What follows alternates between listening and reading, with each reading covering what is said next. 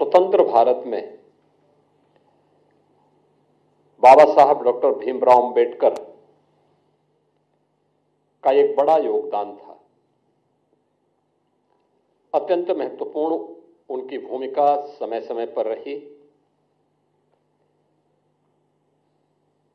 वे भारत माता के एक महान सपूत थे।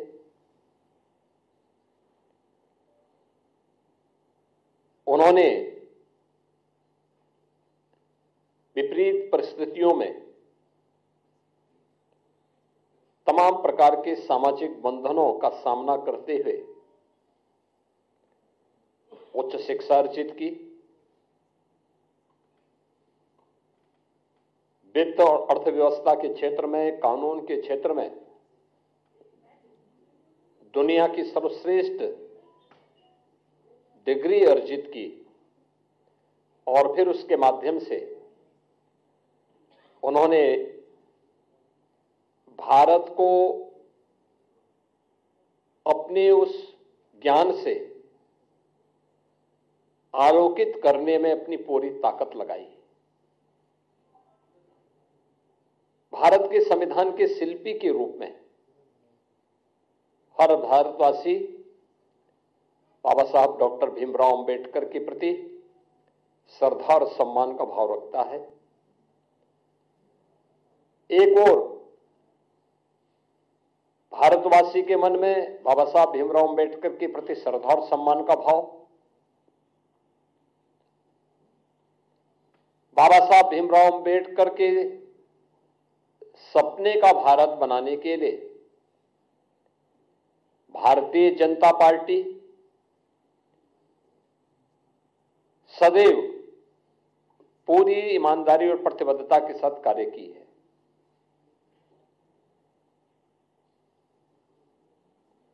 सरदेव अटल बिहारी वाजपेयी जी का यह जन्म शताब्दी वर्ष है और कल उनके जन्म सदी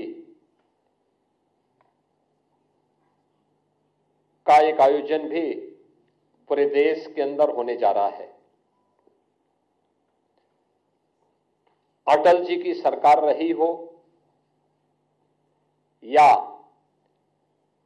आदरणीय प्रधानमंत्री नरेंद्र मोदी जी के नेतृत्व में चलने वाली भारतीय जनता पार्टी की सरकार, सदैव बाबा साहब भीमराव अंबेडकर की भावनाओं के अनुरूप भारतीय जनता पार्टी ने बाबा साहब भीमराव अंबेडकर को सम्मान दिया, उन भावनाओं को प्रतिनिधित्व दिया और हर स्तर पर उनके प्रति श्रद्धा और सम्मान का भाव रखा। चाहे वे पंचतीर्थ याद करें, बाबा साहब भीमराव अंबेडकर का जन्म मऊ मध्य प्रदेश के जिस क्षेत्र में हुआ था, वहां पर भारतीय जनता पार्टी के तत्कालीन मुख्यमंत्री श्री सुंदरलाल पटवा जी ने स्मारक बनाने का काम किया था और उसका उद्घाटन सरदेव अटल बिहारी वाजपेयी जी के द्वारा किया गया। दिल्ली में अंबेडकर सेंटर के लिए भूमि प्रदान किया था स्वर्गीय चंद्रशेखर जी ने और वहां पर अंबेडकर इंटरनेशनल सेंटर की स्थापना आदरणीय प्रधानमंत्री मोदी जी ने किया। दीक्षा भूमि नागपुर में भव्य स्मारक बनाने का कार्य हो या फिर इंग्लैंड में जहां पर बाबा साहब भीमराव अंबेडकर ने उच्च शिक्षा अर्जित की थी, वहां पर बाबा साहब भीमराव अंबेडकर का भव्य स्मारक बनाने का कार्य हो या फिर मुंबई के चैत्य भूमि, ये पंचतीर्थ जो बाबा साहब भीमराव अंबेडकर से जुड़े हुए हैं, ये भारतीय जनता पार्टी ने बनाए हैं और बाबा साहब की स्मृति को जीवंत बनाए रख करके सदैव सदैव के लिए भारत के अंदर वंचितों और दलितों के लिए एक आशा की किरण के रूप में बाबा साहब भीमराव अंबेडकर को सम्मान दिया।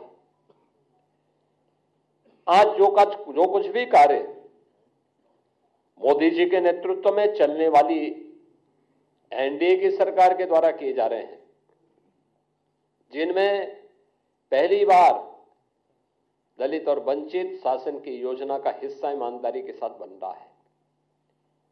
चाहे वह हर घर में शौचालय बनाने का कार्य हो, हर एक परिवार को, वंचित और दलित परिवार को आवास की सुविधा, सिर ढकने के लिए आवास की सुविधा हो, स्वास्थ्य बीमा का कवर देने का कार्य हो, चाहे वह देश के अंदर 80 करोड़ लोगों को राशन की सुविधा उपलब्ध करवाने का कार्य हो, अनुसूचित जाति, जनजाति और अन्य वंचित तबके को शासन की सभी प्रकार की सुविधाओं से आच्छादित करने का कार्य हो, ये सभी प्रधानमंत्री मोदी जी के नेतृत्व में देश के अंदर बखूबी चल रहा है। बाबा साहब भीमराव अंबेडकर इसी बात के लिए सदैव प्रेरणा प्रदान करते थे। इसी प्रेरणा से प्रेरित होकर के भारतीय जनता पार्टी अपने इस अभियान को पूरी ईमानदारी और प्रतिबद्धता के साथ आगे बढ़ा रही है। एक और भारतीय जनता पार्टी उन मूल्यों, उन आदर्शों के प्रति समर्पित होकर के कार्य कर रही है, तो दूसरी तरफ कांग्रेस, जिसका इतिहास देश के अंदर भारत के दलितों और वंचितों का अपमान करना, जिसका इतिहास तुष्टीकरण के आधार पर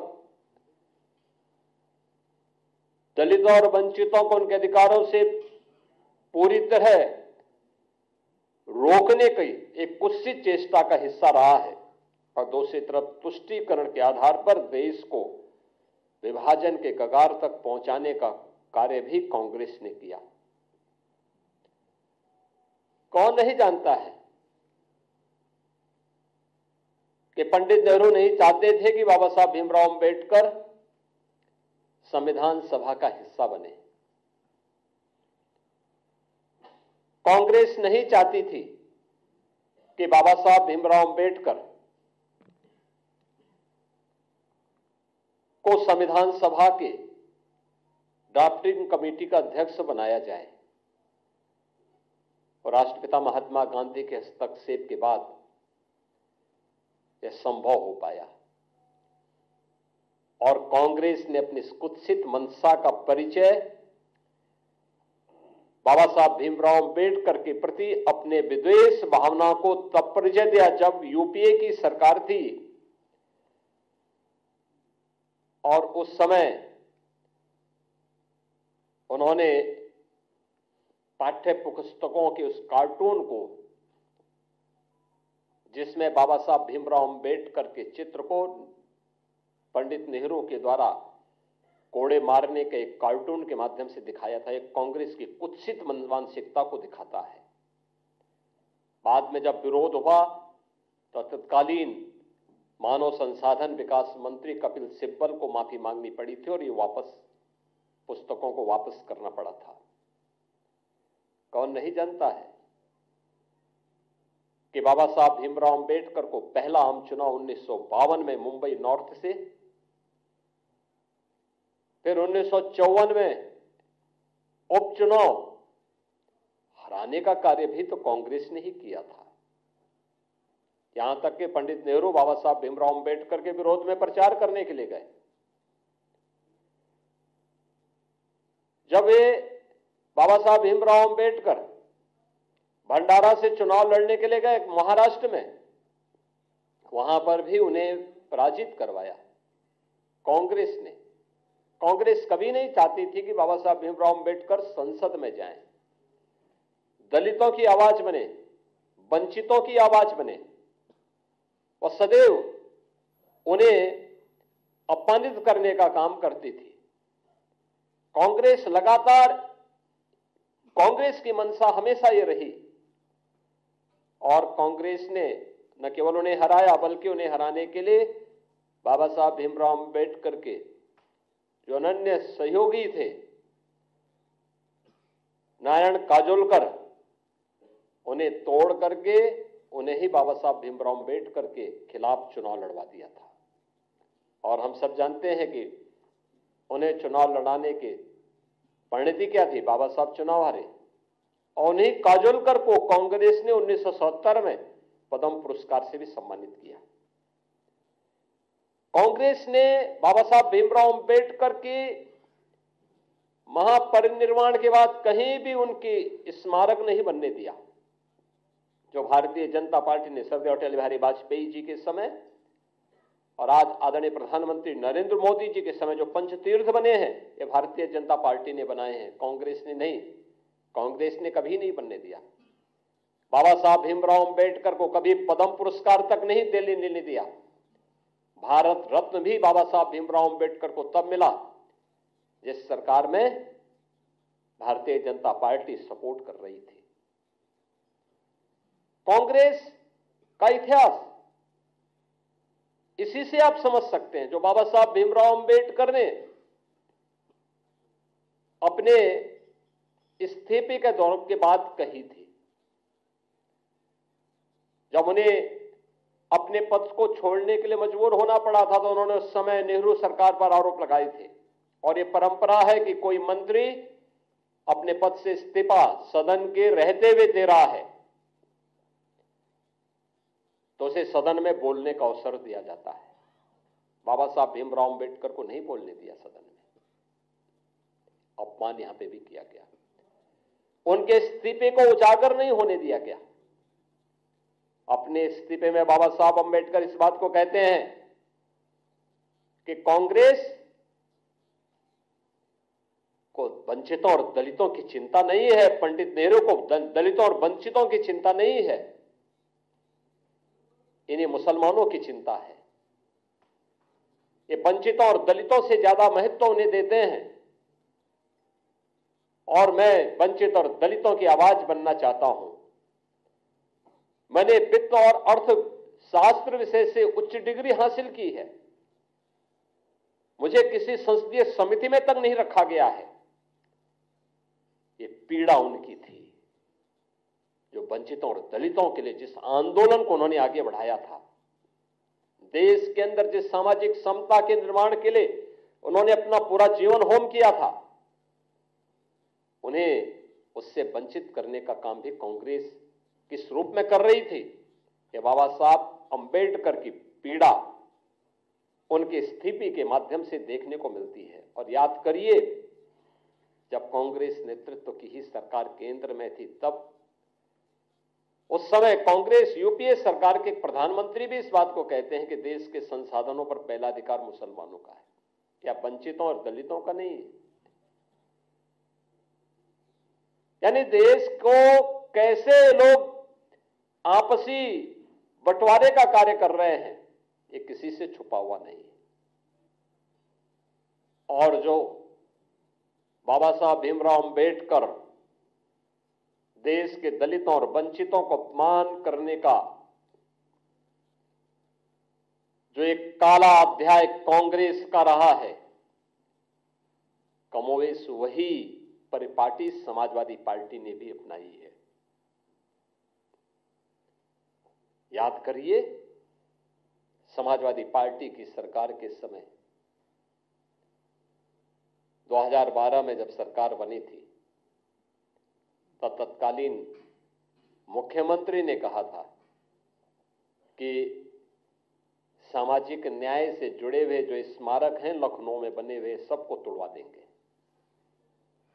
यानी उन्हें सामाजिक न्याय के इन पुरोधाओं के स्मारक उन्हें अच्छे नहीं लग रहे थे, और उन्होंने अपने समय में किया भी। कन्नौज के बाबा साहब अंबेडकर के नाम पर बने हुए मेडिकल कॉलेज का नामकरण हटा दिया, उसे बाबा साहब भीमराव अम्बेडकर का नाम हटा दिया। लखनऊ में भाषा विद्यालय मान्यवर कांसी राम जी के नाम पर स्थापित था। वे सामाजिक न्याय की जिस लड़ाई को लड़े थे, समाजवादी पार्टी ने नाम हटा दिया। सहारनपुर मेडिकल कॉलेज का नाम हटा दिया। तमाम जनपदों से नाम हटा दिए गए।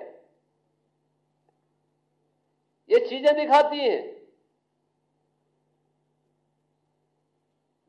कि लोग किस रूप में समाज को विभाजित करने के लिए राजनीति करना चाहते हैं। आदरणीय गृह मंत्री जी के बयान को आधा अधूरा मीडिया के सामने प्रस्तुत करके उसके नाम पर किस प्रकार से अपनी राजनीतिक रोटियां इनके द्वारा सेकी जा रही है, इस तरीके से समाज को गुमराह करने का कार्य किया जा रहा है। अपने किए हुए पर पर्दा डालने के लिए